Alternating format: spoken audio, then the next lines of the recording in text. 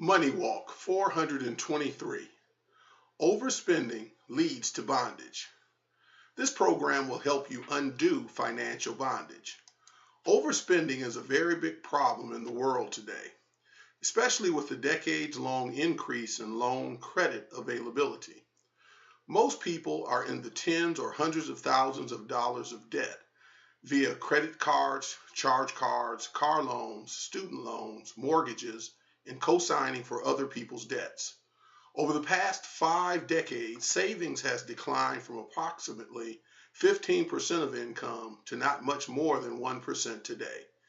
Immigrants who come to our shores soon begin to go after loans like those they see around them, so they can immediately purchase all the things they think they missed out on in their former land. It's a pity we're leading them on this path at the risk of financial ruin, divorce, and severing of family relationships. Many people are purchasing much larger homes with very expensive amenities and furnishings than ever before, more expensive cars, and generally more expensive clothing and other merchandise to impress people around them. This makes them feel like they're successful in everyone's eyes, including their own. They often feel this will make their names great to onlookers, but it often ends in financial and personal tragedy when such purchases are the basis of one's security and reputation.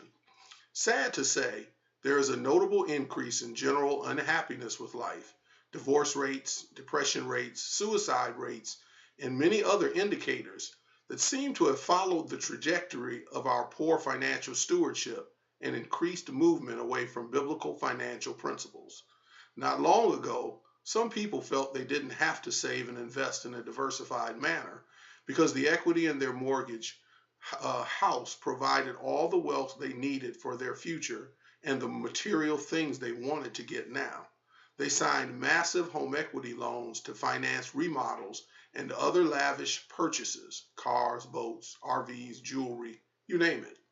A good number even signed for mortgages that allowed them to use credit amounts greater than the amount of equity they had, thus stripping most, if not all, equity out of their properties, mostly for the sake of immediately getting material things they really could not afford and that would not help them build wealth to ensure that they and their families would have secure futures. One thing I need to make unequivocally clear: I'm not against people earning large sums of money, purchasing expensive items, or being comfortable in life.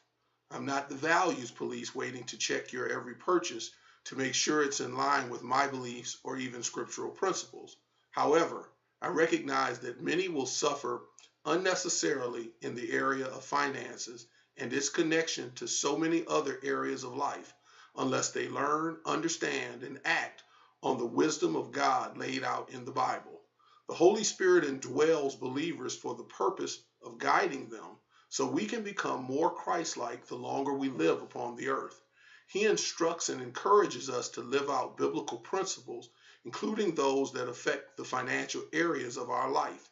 Therefore, I must share the negative consequences that ultimately come upon those that become slaves to lenders, fools who spend all that they earn, co-signers for others, and spiritually blind wealth impersonators who fail to pay attention to ensuring their earnings far exceed their expenses. No one can continually spend more than he or she earns without running into financial turmoil and future lack. Some big money grips who thought they could ran into earnings, foreclosure, repossession, bankruptcy, poverty, and even homelessness problems later in life that showed the error of their thinking. We must utilize biblical principles to ensure that we progressively put ourselves in a situation where God, man, and human financial systems work to our benefit so we can properly care for ourselves, our families, our churches, and others that God leads us to help. In fact, God usually brings an abundance above and beyond what our mere actions could bring when we commit to doing things His way for His glory. This does not mean that you are without problems and suffering or that you receive everything you ever wanted. It means that God is sure to care for your eternal soul and earthly livelihood by providing all your need according to His riches and glory. For many, this can mean great monetary wealth to be used in the context of giving the Lord ever-increasing worship via funding evangelistic and disciple-making ministry, and where a portion of it could also be used for greater creature comforts.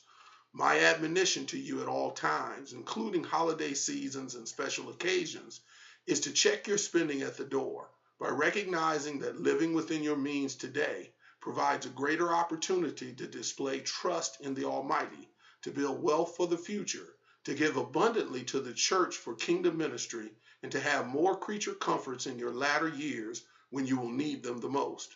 A lifestyle of good financial stewardship relieves the stresses, pressures, and worries upon individuals and families that poor stewardship created and worsened. Remember, you are made to be a conqueror, not a victim, a winner, not a loser, a lender, not a borrower, wealthy, not in poverty, a Christian, not a slave to the devil and his bondage strategies. So take control of your life by putting a stop to overspending. Cut up those credit cards that have been taking you deeper and deeper into the pit of financial despair. Get a second job temporarily or earn extra income via an entrepreneurial endeavor to help pay off the loan bondage and start a savings and investment fund.